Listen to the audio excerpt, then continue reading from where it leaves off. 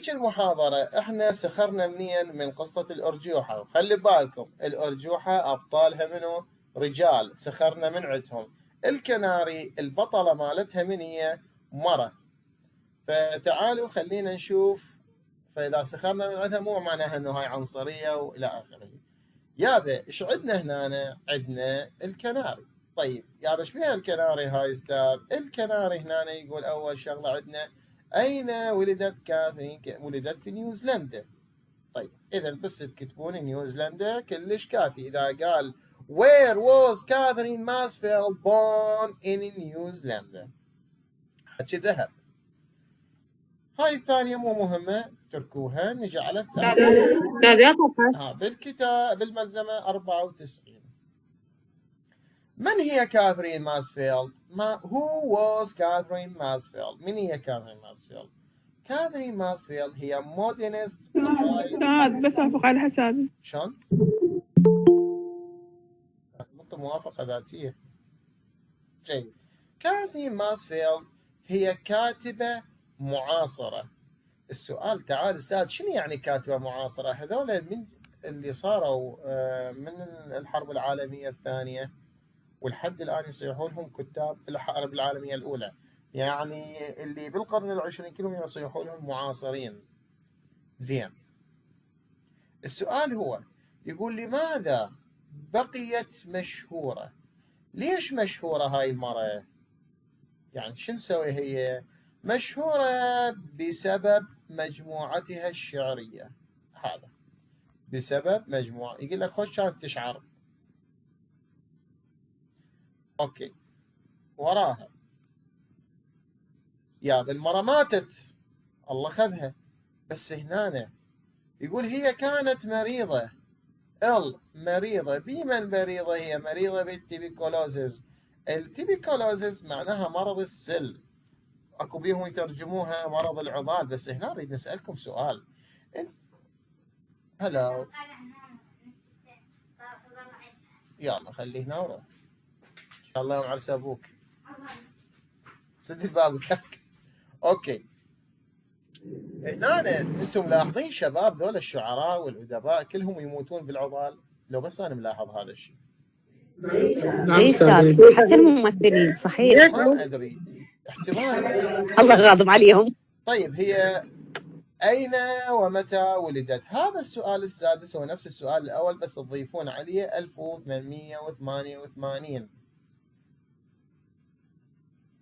زين. متى انتقلت الى لندن؟ لا تقروها ولا تتعبون نفسكم بهذا السؤال.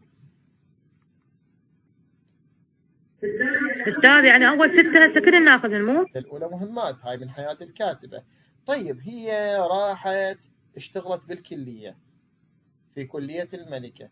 لما اشتغلت بكلية الملكة ماذا أصبحت؟ أصبحت محررة، إديتر. يعني محررة هي يعني هي الكل بالكل. عيد استاذ المحررة شنو؟ إيديتر. خوش. أصبحت محررة. شوف أول ما طبت درست قال يلا أنت صرتي محررة. ندري الواسطة تشتغل من كل مكان. أوكي. التاسعة مو مهمة، اتركوها. زين. هنا عندنا إلى نجي هسه نسولف بقصة الكناري. شباب إيش بيها قصة الكناري؟ قصة الكناري شبابنا الأعزاء والورود. إيش بيها ما بيها؟ تعالوا نسولف لكم إيش بيها. خطية. أول ما بدت القصة أكو مرة واقفة قدام بسمار كبير، مقابلت لها بسمار. ها أبويا إيش بيك يا عيني؟ وهذا البسمار صاير على يمين الباب الأمامي. وين صاير البسمار؟ على يمين الباب الأمامي، وهي قاعدة مقابلته. تريد الشلعة بس ما تقدر. ليش؟ تقول I couldn't bear to take it out. لا أستطيع أن أتحمل إخراجه. قلبي ما يعطيني أشلع البسمار. ليش بوي؟ إيش بيه قلبك؟ يقول كل ما أريد أشلعه. Here أسمع next people الجيران saying يقولون there must have been cage hanging from there. قال لا شلعي جيبي ليش قفص وعلقيه هنا، يعني جيبي ليش بلبل أو كناري وعلقيه هنا. خوش. بعد نجي على الأسئلة الوزارية. هنا السؤال الأول يقول البسمار على يمين الباب الأمامي، بدون ما نكمل هو صحيح على يمين الباب الأمامي. True. The nail to the right of front door. True. اثنين. Why؟ لماذا couldn't لا تستطيع take the nail out أن تستخرج البسمار؟ يابا ليش ما تقدر تشلع البسمار؟ يقول لأنه باك يعيد إليها سويت ميموري، ذكريات جميلة. هنا البسمار يعيد إليها ذكريات جميلة، فهي تريد الشلع وقلبها ما ينطيها. هنا هاي المشكلة. شنو المشكلة؟ اللي حياتهم سعيدة يموتون من وقت. ليش أستاذ اللي حياته سعيدة يموت من وقت؟ لأن راح يتذكر. شوف اكو هاي مفارقة. شلون مفارقة؟ لما تصير عندك شغلة سعيدة ورا 10 سنين تحزن عليها. مثلا والله يابا والله كنا نقعد هنا ونسولف، والله كانت ايام حلوة، تحزن. لكن اذا سويت لك مصيبة ورا 10 سنين تقوم تضحك عليها. شلون؟ مثلا انا عندي سيارة مرة من المرات ضربتها، هسه من اتذكر صاحب كيف من نسي، من اتذكر اضحك والله زي امشي بسرعه وضربتها والله يعني ما ادري. هاي الناس هيجي. فهنا هاي مقابله البسمار وتبكي، لان البسمار يجلب لها ذكريات سعيده. زين. ماذا next people معناها الجيران. ماذا الجيران يقولون؟ الجيران شو يقولون؟ يقولون there must have been a cage hanging. لهنا كلش كافي. يجب أن يكون هناك قفص معلقا. طيب where؟ أين؟ المرأة كانت تعلق القفص. Where did the women in the canary used to hang the cage؟ وين كانت تعلقه؟ right of front door، على يمين الباب الأمامي. هسه هنا نريد نسأل هاي المرة، تعال يابا أنت مقابلة هذا البسمار وتريدين تشلعيه، ولأن أكو قبل كانت تعلقين بيه قفص. ايش بيه هذا القفص؟ قالت هذا القفص بيه كناري، وهذا الكناري يغني بروعة wonderfully. خوش حش.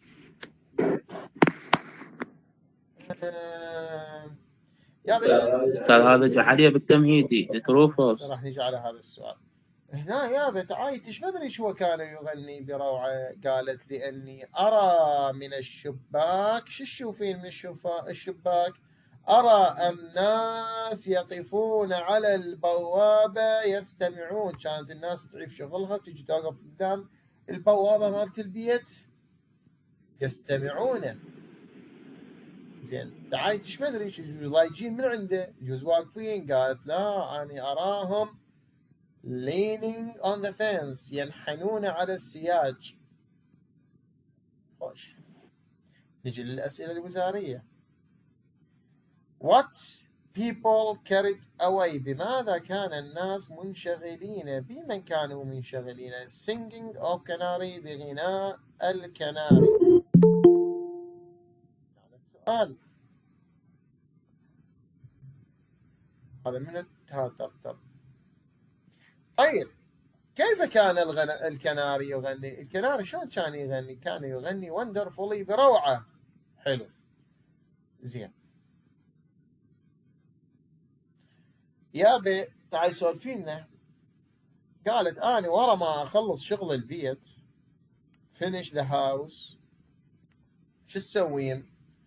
براوت swing، أجلب عدة الحياكة. شنو هاي عدة الحياكة؟ النسوان قبل يعرفونها من هنا بالثمانينات، مواليد الثمانينات.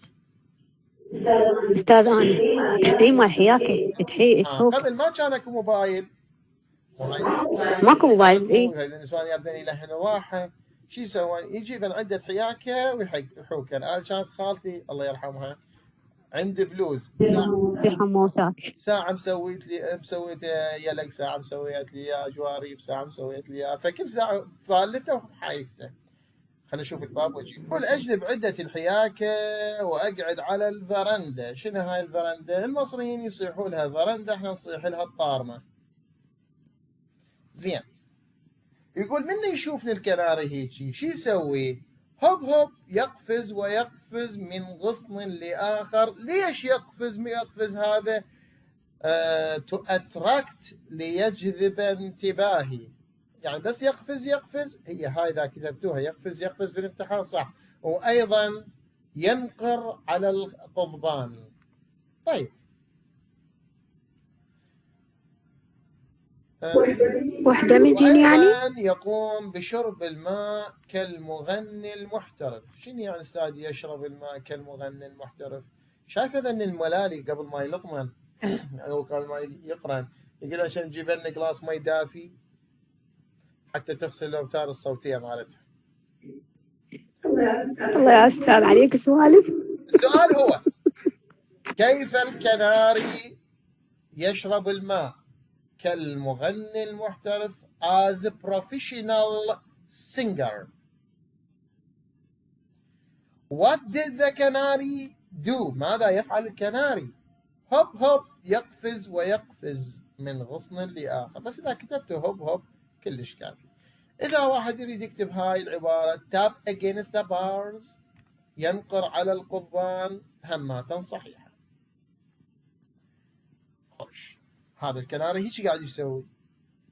طيب يا الكناري بعد يقول الكناري كان exquisite رائع جدا لدرجة أنا لا أستطيع أن أصفه. تعال يابا هنا الورطة خير. شنو هاي الورطة؟ سؤال يقول هنا الكناري كان رائعا جدا لدرجة إني لا أستطيع أن أصفه. السؤال هو جابوه بالوزاري هل استطاعت أن تصفه أم لا؟ من يقول لي؟ أستاذ لا. ليش؟ أستاذ غير هاي الآيكونت اللي منشرها أنت؟ هي قالت أنا لا أستطيع أن أصفه بس هي وصفته. هاي وين راحت؟ أستاذ غير صار ساعة سالف عليه. هسه وصفته لو لا؟ أي وصفته. أي وصفته.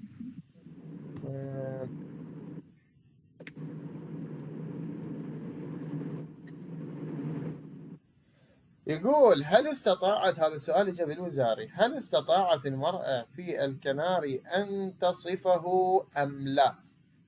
هذا سؤال اجى سنة 2021 الأحيائي. تعطينا جواب. يس جواب نعم. أستاذ شلون نعم؟ أوقف. هي مو قايلة أنا لا أستطيع أن أصفه. نعم هي قالت أنا لا أستطيع أن أصفه بس هي وصفته. هذا أسلوب بلاغي. شلون أسلوب بلاغي؟ على سبيل المثال أبو جاسم أنت ضيعت موبايلك وأنا لقيت موبايلك وجيت جبت لك إياه وأنت إيش قلت لي؟ قلت لي رحم الله والديك والله ما أعرف شلون أشكرك. السؤال هو أنت شكرتني لو لا؟ أستاذ أنت شكرتني. أبسط الإجابة. يعني أستاذ تعبير مجازي أستاذ. هاي مال لا هذا يصيحوا له أسلوب بلاغي إنه أنا أحكيها بالنفي بس قصدي بالمثبت. إذا من جابوها بالأسئلة الوزارية هل وصفه؟ هل استطاع أن يصفه؟ نعم استطاع. ليش مو هو قايل لا؟ حتى لو قايل لا هي صار لها ساعة تسولف عليها رائع وجيدا رائع ويغني بروعة. تابع شلون تصفه؟ زين تقول أنا يعني أستاذ بس يس نجاوب؟ نقول يس وها هي لو ننطي جواب. طلاب يس يكفي. الأعزاء بأسئلة اليس والنو لا تطولون حكي بس يس ونو خلص. تمام. زين تقول تمام. أنا أحببته love him. قالوا لها أوكي يابا شلون تحبينه؟ قابل هو بشر وتحبيه. قالت doesn't matter لا يهم. ليش أستاذ هذا السؤال الراحش عجيب ما نخلين يعني اختيارات true false. شلون نعرف هذا صح لو خطأ؟ هذا حفظه حفظ. هو جايبينه لأول مرة المرأة في الكناري استطاعت أن تصفه يس أو نو. زين وإذا كتبنا الوصف همة كتبوا لنا وصف عادي، بس هنا ما جايب ترو فولس لأن سؤال جديد. نجي هنا استاذ لا يسوق قبل استاذ، خلينا عليه. هنا يقول المرأة العفو، قالوا يا بنتي شلون تحبينه؟ قالت لهم لا يهم، عادي، الشخص يجب أن يحب في هذه الدنيا، في هذا العالم، الشخص يجب أن يحب في هذا العالم، والحب something one must، يجب أن يقوم به كل شخص. تعال خلينا نتفاهم. تعال شلون؟ أي نعم، هنا أكو إنسان يحب. شلون أبو حسين؟ قلبه رهيب. زين، اكو ناس تحب، اكو ناس يقول لك انا ما احب النسوان، انا احب الطلعه. اكو واحد يقول لك انا احب الفلوس، انا بالنسبه لي احب الاكل. فكل واحد له طريقه يحب بيها. زين تعال يمه انت قبل ما يجي انت تقولين انا لازم احب. زين انت قبل ما يجيك هذا الطير الكناري قبل كنت تحبين؟ قالت لهم قبل كنت احب حديقتي، عندها حديقه وتقول احبها، لكنها لم تكن كافيه وعافتها. بعد ذلك أحببت نجمة المساء. وينهم جيل الثمانينات والتسعينات؟ نعم أستاذ. نعم أستاذ. نعم أستاذ. نجمة المغرب. نعم أستاذ. تتذكرون مو؟ أستاذ لا فوق سطح هاي موعدنا. نجمتي. ما اتذكر والله أستاذ هاي إحنا نجمتي وهاي نجمتك. اي والله اي والله بالضبط. صحيح. نحسب جماعة الايباد انتم طبقوا على صفحة ما تستفادوا منها. ما لحقت يا جماعة ليش تذكرت بالسطح؟ لكن يعني أم الحليب ما بعد مسمولة. أن جاء إلى حياتي، من هو هذا الكناري؟ بعد ما جاء إلى حياتها الكناري يقول نسيت نجمة المساء. يابا أنت من نسيت، ليش نسيتي نجمة المساء؟ لأنه جاء إلى حياتي. بعد زين يابا دقيقة، هذا الكناري منين جبتيه؟ قالت والله جبته من الرجل الصيني. بشوفون مات بسرعة. المهم جابته من الرجل الصيني. قصدي كورونا. بقية الكلام ما بيحام. فنجي للأسئلة الوزارية. المرأة نسيت، ايش نسيت؟ نسيت نجمة المساء. نجمة المساء. هذا الصوت جديد، منو هاي؟ استاذ يعني في ناس الناس الليل؟ عامل بطاريات استاذ. اليوم الشحن مضبوط. آني مضبوط اليوم. سروا أستاذ. يلا صار. هنا نقدر نجعل وراها. يقول المرأة نعم. اشترت الكناري منين؟ من الرجل الصيني. شاينامان. تقول أول ما اشتريت الكناري أنا وهو نتشارك حياتنا الأخرى. تعال خلينا نتفاهم. يعني شنو أنا وهو نتشارك حياتنا الأخرى؟ خلينا نفتهم شنو يعني. يعني إحنا اثنين متشابهين بحياتنا. خوش. يقول في الصباح أزيل الغطاء عنه. غطاء إيش؟ هذول اللي عندهم بلابل يعرفون هاي السالفة، إنه يغطون الكناري مالتهم أو البلابل حتى شنو؟ حتى ينام. هسه أتذكر استاذ بالانجليزي فتوى استاذ. السؤال ما غطي. لا يظل صيح غدي مع ابليس. زين. لا والله بس طفي الضوء هي ينام. نفس الشيء. لا بس سوينا العاد. اوكي. يقول ازيل الغطاء عنه. يقول اول ما ازيل الغطاء عنه يحييني، يسلم علي. استاذ بالانجليزي فتوى استاذ. مين يحييني؟ يا شلون يحييك؟ يحييني بنغمة صغيرة ناعمة دروزي ليتل نوت. يحييني بنغمة صغيرة ناعمة. دقيقة هنا خلينا نتفاهم شوية. أيضا اللي مربين حيوانات، فهاي الحيوانات يسوون بينهم وبين هاي الحيوانات لغة. شلون اللغة؟ يعني مثلا تكرمون، هم مربين كنا كلب كرمون، يعني لما ننصيحه للأكل نصيح له بطريقة يفتهم إنه أكو أكل. لما هو ينبح إذا شخص غريب طريقة النباح تختلف، لما جوعان طريقة النباح تختلف. هنا يقول أكو نغمة اكو نوع من النغمه والزقزوقه من يسويها معناها قاعد يحييني، يقول لي شلونك؟ انتم تقولوا يكسب صاني. يلا اي نسوي استاذ احنا اي اي ناخذ على قد. يقول بس انا ما طلعه ابقيه بمكانه. ليش يابا؟ يقول حتى اوفره while I got اوفر 3 young men breakfast، حتى احضر الفطور للرجال الثلاث. منو ذول الرجال؟ اخوتها. شلون تشاسك؟ ما ادري استاذ اخوتها، عيني هي من القصه اخوتها. زين سؤال، ليش يابا ما طلع؟ اثنين اخوانها ماتها. مو هاي يقول 3 رجال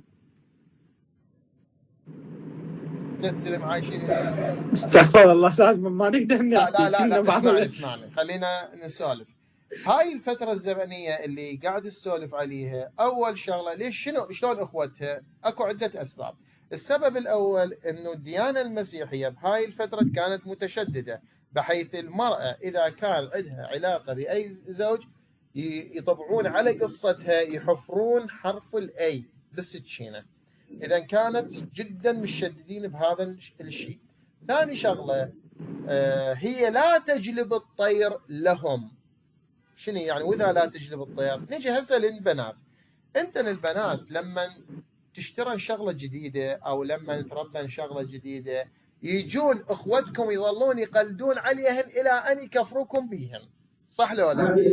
عافية استاذ. صحيح صحيح. مثلا المرأة اشترت جنطه، يجي اخوتها ما يقلها حلوه وعلى الخيار، شنو هاي مال مخابيل مال حجايز شلون؟ فهي قاعده تقول انا لا اجلبه لهم حتى ينتهون من فطورهم واخلص من عندهم. تمام. اي فهاي اخوتها. زين. يقول ابدا، شوفوا، ابدا لا اجلبه لهم حتى يكون البيت لنا. نجي هسه على الاسئله الوزاريه. كيف الكناري يحييها؟ How did the canary greet her? Those little note نعم. زين. يقول يطلعون الأخوة وأنا بينما the washing up was done، عندما ينتهي غسيل البيت تبدأ entertainment، المتعة مالتنا. شلون؟ يقول أول ما أخلص شغل البيت هو راح يدري بي، فيقوم يزقزق، فأجي أقول له you are little actor regular little actor، أيها المحتال الصغير اعتدت أن أوبخه. الشتم على الطير مالتها. ليش استاذ؟ هي مو تحب الطير؟ اي تحبه، كان ليش الشتم عليه؟ هاي من المحبة. شلون عندكم طفل صغير بالبيت، تعال ابن الكلب، نعل على ابليسك، الشتمون عليه من المحبة. استاذ استاذي استاذ مرة بالسوق صحت مطش كلها. هسه احنا قلنا مرات لما يجون اولاد اختك يمك شو تقول لهم؟ تعالوا اولاد الزفرة. والله العظيم صحيح. لا هاي من المحبة، من المحبة يعني مو شغلة تحبونه. تعال شلب يا سرسري. ترى بس عندنا حتى عندنا جانب هيك، عندنا جانب. الجانب لا الجانب مو هيك يعني والله. لا عندنا اي استاذ تقول يعني هي شو تقول له؟ تقول له هي المحتال الصغير، بس ما تقول له ابن الشلب لو ابن الزفرة. ليش؟ خلينا نوقف. اوكي. كيف كانت المرأة اسكول تشتمه؟ كانت تقول له أيها المحتال الصغير you are regular little actor. حلو. اجينا أنا تقول هو لديه شغف للنظافة. هذا إذا أرادت تجي على شكل فراغ. هو لديه باشن، شغف. المن لديه شغف للكلينس، للنظافة. يقول ونحن نكون رفقة مثالية. بهذا الوقت اللي يكون البيت يعني فارغ، احنا نتونس ويزقزق وهاي يعني رفقة مثالية، واحد يحب الثاني. حتى الشباب الثلاثة يعودون إلى البيت للعشاء. تعالوا خطية هنا، خلينا نسولف شغلتين. الشغلة الأولى شنو هي؟ تقول الشباب يتريقون يطلعون الصبح ويرجعون للبيت. خطية المرة قاعدة أوحدها وعلي تكسر الخاطر، مو لا يا عيني. تعالوا نسولف لكم الحقيقة. بريطانيا بهاي الفترة الزمنية كان الواحد إذا أراد يشتغل حتى يأمن معيشته الزينة لازم يشتغل على الأقل 16 ساعة باليوم. يا استاذ بالساعه يتعاملون. فهذول بريطانيا اقروا التاريخ البريطاني بسنة العشرينات وسنة هي من 1000 صار استاذ يعني عندهم كان عندهم نشوء الحركة الصناعية ويردون عمال. شوفوا أفلام شارلي شابلن، كان الواحد يشتغل 16 ساعة باليوم حتى ما ينفصل، لا عندهم إجازات لا عندهم شيء، كانوا يشتغلون شغل كارثي. بس استاذي هسه هم هسه وبعد يعني لا على الساعه. أنا ما أحكي لك على الساعة، أحكي لك على كمية العمل. إحنا هنا موظفين هسه نشتغل 4 ساعات باليوم نقوم نبكي، هم يشتغلون 16 ساعة. فهاي المجموعة ايش بيها؟ هاي المجموعة اخوتها يطلعون من الصبح للشغل ويرجعون بالليل وهي ضايجة قاعدة وحدها مال السم. قابلت العصفور قابلت لها عصفور وانا وحيدة، انا وحدي، انا ما حد فاهم، انا ما حد فاهمني. يحبني واحبه. استاذ حقها والله حقها على قولة نور. شنو السالفة؟ يعني شو يسوون اخوتها؟ احسن لها من الدوخه غير. فيجي هذا علي ما تتزوجها وتفضها. استاذ هاي سرتنا على الحبل اليوم، حسابها بعدين. هل الكناري رفيقا مثالي؟ بيرفكت كمباني، هل الكناري كان رفيقا مثاليا؟ نعم. يس. نعم. كان رفيقا مثاليا. What was canary to the woman؟ ماذا كان الكناري للمرأة؟ كان يا اما تكون best friend صديق مفضل او perfect company رفيق مثالي. كيفكم؟ اي واحد يا استاذ مو اثنيناتهم؟ نقدر نعوض. حق واحد المايك مالته قاعد يوصوص. استاذ بس وحده أي استاذ واحدة ناخذ. منهن صحيحة. أستاذ يعني همين احتمال يجيبون من هذا الشرح يعني من غير هذني الأسئلة المكررة الوزارية؟ احتمال ضعيف جدا جدا جدا. يعني تنصحني أعتمد بس على المرشحات؟ واذا كلش تقرين الاسئله الموجوده بالملزمه وخلاص. اذا تردين اسوي لك اسئله معناها لازم اسوي لك اكثر من 200 سؤال، فاحنا ما نجازف هيش مجازفه تقرين 200 سؤال وما استاذ انت مو مسوي لنا اسئله استاذ. بس على مرخصتك فتتقرين 200 سؤال على مود شغلات مو مهمه. اما اذا كلش تردين الضغطين على نفسك ايضا تقرين ذن الكلمات باللون الاصفر. زين. طيب هي وين كانت؟ السؤال استاذ اذا جاوب بس الاصفر ينقص من الدرجه ولا درجه كامله؟ شكرا استاذ. طيب. هي وين كانت تبقي؟ كانت تبقيه عندما كانوا اخوتها يجون تبقيه في غرفة المعيشة. ايش كانوا اخوتها؟ لا اسف، اخوتها يقعدون في غرفة المعيشة. شو يسوون؟ يقرؤون جرائد. انتبهوا على هاي الفقرة، هي قاعدة تذم باخوتها. ليش؟ لانهم كانوا يقرؤون الجرائد. تعال فهمنا. بهذا الوقت كان عملية قراءة الجريدة مثل ما هسه تشوفون واحد لازم موبايله يقلب بيه، امر منبوذ جدا. هاي الجريدة اللي يقول يلزم جريدة كان مثقف. نعم قبل، هسه حاليا اللي تشوفوه لازم جريدة يقولون هذا عليه مثقف، لكن قبل اللي لازم جريدة يقولون عليه هذا بطران، هذا ما عنده شغل وعمل يقرأ جرايد، بطران هذا. هي قاعدة تذب اخوتها والله شنو، لان جايين نشغل تعبانين وملتهين بهاي الجريدة. زين. هنا عندنا مقطع ما بي شيء. هنا نجي ايش تقول الحجية؟ تقول الناس لديهم فكرة. people have idea. اي شنو هاي الفكرة؟ الفكرة بأن الطيور عديمة القلب مخلوقات باردة. خلينا نفتهم شلون يعني. يعني تكرهون هسه أنا لو مربي لي كلب وفي يوم من الأيام تعاركت الكلب راح يفزع وياي، يتعارك وياي، يشفت عليهم. بس لو مربي له طير بس افتح باب القفص يشرد. فالناس عندهم هيجي الفكرة بأن الطيور عديمة القلب مخلوقات صغيرة ناعمة، صغيرة باردة. خوش، هاي الحكاية من كانت تحكيها؟ كانت تحكيها الغسالة. يا غسالة، هاي اكو وحدة كانت تجيهم كل اسبوع مرة اللي هي يوم الاثنين، كانت تجي يوم الاثنين. ومن تجي هاي الغسالة لازم تذب لها حكاية. ما تقدر، انتم شايفين انه دائما كل البيوت اكو مرة لازم تجيكم كل اسبوع مرة، كل شهر مرة، تذب لها حكاية وتمشي تنغص عليكم عيشتكم. فهاي هم نفس الحالة.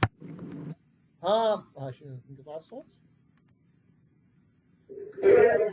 اي والله صحيح استاذ، لا ما انقطع الصوت، لاني سمعت. استاذ شلون غسالة اليوم؟ غسلتنا غسل معدل. والله هاي لا هاي الحقيقة مو غسالة. شيماء، من اللي تجيكم كل اسبوع تنغص نعم عليكم استاذ. عيشتكم؟ علاوي. اخاف انت اللي تنغصين عيشتهم عليهم.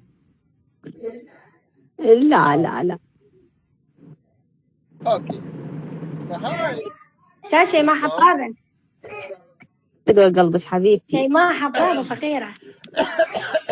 اوكي. ليش تكير؟ والله ما مسوية شيء. يشرب مي يشرب مي يلا اشرب شباب، مي اشرب مي.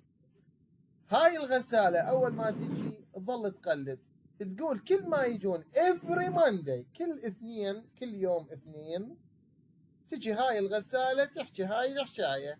لماذا لا تربين جروان صغير؟ why I didn't keep nice foxterrier. امشي روحي ذبيه وجيبي لي جرو صغير، لأنه لا يوجد راحة فيما تفعلين. there is no comfort. نجي على أسئلة وزارية. people الناس have idea، لديهم فكرة بأن الطيور عديمة القلب. true، صح. يقول واشر مومن الغسالة كانت تقول. ماذا كانت الغسالة تقول؟ للأسف ما باختصار، هذا لازم تجاوبونه جواب كامل. استاذ خلي اختصار. استاذ ها انت مخلي اختصار بيه. لا مو كلش اختصار هذا. قال الوات والهاي الثانية اللي ورا الذي والسي. وين ماكو بس عيني هاي ماشي. هاي نقطة رقم 2 استاذ. هذا الجواب لازم تكتبه. تمام استاذ. وحدة من الليالي، شكو سابه، وحدة من الليالي كان لدي حلم مريع. هاي المرة وحدة من الليالي ايش سوت؟ يعني جاها كابوس. ايه شكو بعد؟ يقول لما جاها كابوس ارتديت عباءتي. معناها الدنيا كانت شتاء. عباءتي يعني قصد الروب. هذا هم ما عندهم عباية، روب اللي يلبسونه. ارتديت حبوط مو استاذ يعني؟ حبوط شلون الروب؟ الروب شتائي. اي ارتديت عباءتي ونزلت إلى المطبخ. معناها كانت الدنيا شتاء. أوكي. ليش نزلت للمطبخ؟ من أجل قدح من الماء. بهذا الوقت كانت تمطر. المهم اكو حكي ما بيه فايدة هنا. أستاذ هذا همين يجي ما سؤال. يجي سؤال، إذا أراد كل شيء يجي سؤال من عندها. يقول لماذا نزلت من أجل قدح من الماء. ما اجى عليها سؤال أبد ولا راح يجي سؤال، بس مجرد حتى نوضح لكم صيغة السؤال. يقول لما نزلت للمطبخ جاءني صوت يقول لي سويت يا حلوتي يا حلوتي، قاعد يواسيني. لأن أنا كان عندي حلمت بكابوس وكابوس كان مريع جدا، فكنت خايفة، فهو الكناري قام يواسيني. هنا نريد نسأل سؤال سألت به المشرفين وسألت به الأساتذة هواي، وأيضا سألت به دزيت رسالة للوزارة، قلت لهم يا هي مو كانت تغطي بالليل؟ قالوا إيه. قلت له شلون شافها؟ استاذ والله اجى على بالي السؤال، استاذ اجى على بالي السؤال. يمكن حاس استاذ بيها. هذا الله خلقه هيجي السؤال. جوز التشرشر لا استاذ، خفيف. اي ناسيت استاذ أستاذ خفيف ومشغلة الضوء استاذ بين عنده يعني. احنا قلنا هم يغطونه حتى شنو؟ حتى يصير ظلمة وينام. يجوز شوي هيك خفيف تشرشف شوي يطلع ضوء او سمع حركتها. استاذ يجوز وقعت فيها وتكسر شيء وسمع حركتها قاعد يظل يحط شغلات يلزق بها تلزيق من عنده. عيني هذا خطأ موجود بالقصة، اللي كتبت القصة غلطت بيها. ايش تردون تحطون من تفاسير غير صحيحة؟ تقولون الوصلة كانت شفافة، لا هي الغاية من الوصلة ان تكون ظلمة. تقولون سمع صوتها، هي ما حكت، هي نزلت. استاذ يجوز كسرت شيء وقعت شيء من يدها. حس بيها استاذ، حس بيها لو لأن هو متعلق بيها، متعلق بيها فحس بيها، حس بيها يحبها لين يا متعلق استاذ، بيها. يحبها. لين يحبها استاذ حس بيها. استاذ اذا يجيب لنا صيغه السؤال عليه شو يقول لنا مثلا وشلون نجاوبه؟ ما جاي قبل ولا راح يجي.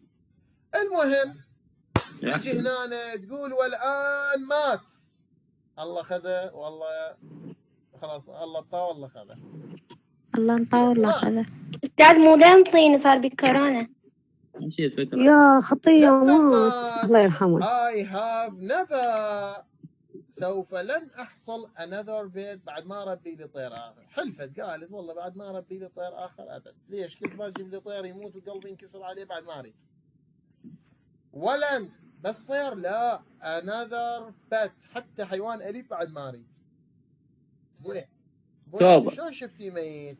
قالت والله وجدته lying يرقد على ظهره، دمع عيونه بيضاء، فلوز ومخالبه رنج معكوفة، وقلبي شعر بالخواء. هاي كلمة خواء، هاي كلمة موجودة حتى عند الأجانب. سامع الحجية لما تقول لك يما روح جيب لي بطل بيبسي قلبي خاوي. بالفراغ. خاوي يعني فراغ يعني منتهي، يعني تعبان، يعني خاوي. يعني شو قلبش خاوي؟ تقول لي بشيء ايش من عندك؟ ما ادري. استاذ والله صراحة راح اسال امي القرآن. ها موجودة ايه اسئلة ايه قلب خاوي. يقول قلبي صار خاوي مثل القفص. اجيكم في السؤال شنو؟ انا كل ما اقرا القصة اضحك. ما انتم هم نفس الحالة لو يعني شيء ما مرتبطة بشيء. يعني المهم بس الصدفة. انتم هم ما تنقلبكم يعني هم تبكي هم تشعرون بالحزين توضح؟ لا ماكو استاذ كوميدي بس الأرجوحة. ما فيهم مصيبة. التاكيد ماتت وهاي عادي متعودين، هم يعني يتاثرون مو مثلنا. أنا ما أحب الحيوانات عادي. هل المرأة حصلت على طير استاذ احنا بالرومانسية استاذ. هل المرأة حصلت على طير آخر؟ الجواب نو. لا. Why women heart feel hollow؟ لماذا قلب المرأة شعر بالخواء؟ بسبب الكناري مات أو الكناري. استاذ سألت امي هسه على الخاوي، قالت يعني قلبي خلصان مقهور، يعني مقهورة.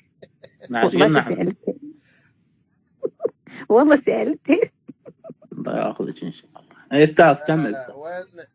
وياخذك ان شاء الله. الله ياخذك. ناس ان شاء الله الله ياخذه هو. ماذا قررت؟ طلع عليك شيماء. ماذا قررت؟ ايش قررت المرأة بعدين؟ never keep another pet، ألا تربي طيرا آخر. خوش. How did the canary end؟ كيف انتهت القصة؟ انتهت القصة بموت الكناري. هنا عندنا أسئلة. أستاذ الأربعتين ناخذين؟ أربعتين نأشر عليها؟ شرط عليها. هنا عندنا سؤال نعم أستاذ. يقول Do you find easy to sympathize with the woman؟ هل تتعاطف مع المرأة؟ والله بالنسبة لي أنا ما متعاطف وياها. أنتم إذا متعاطفين بس أنتم بكل الأحوال متعاطفين أو لا لازم تكتب يس نعم نتعاطف مع المرأة. حقوق المرأة ومن هالسوالف هاي وما لنا خلق. اي استاذ. اي صدق خطية، اي صدق.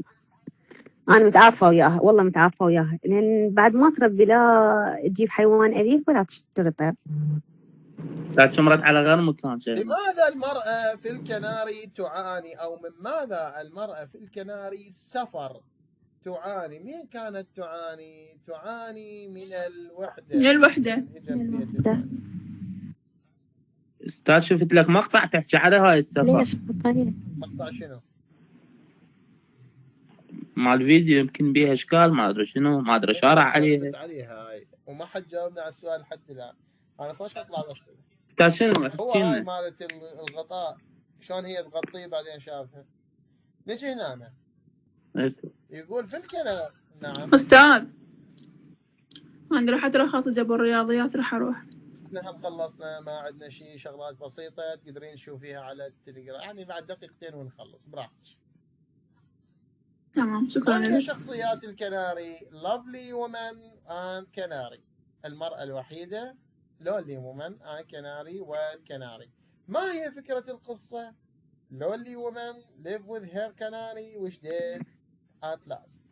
المرأة وحيدة تعيش مع الكناري يموت في النهاية. هنا عندنا اختيارات. استاذ العفو استاذ، انا راح اروح لان عندنا محاضرة رياضيات. هنا عندنا تمام يلا مع السلامة. من عائلة غنية. كاثرين ماتت بعمر 35 سنة وهي ماتت بسبب التبيكولوزيس السل. والقصة كانت تراجيدي حزينة. وأخيرا هي درست في كلية الكوين الملكة. هنا شباب وبهيج حالة وصلنا للنهاية. من عنده سؤال خليه يتفضل. تفضلي. هذا المرض اللي ماتت فيه عادة تي بي مو يعني هذا كامل كليته كلمة طويلة اختصارها يعني اختصار هذا المرض. سؤال شنو ترى ما انتبه على السؤال. استاذ قصدها عسل تقول لك اكو كلمه يعني السل يعني انه طويل الاختصار مال المرض السل تي بي. هذا لازم تحفظيه هو مثل ما هو.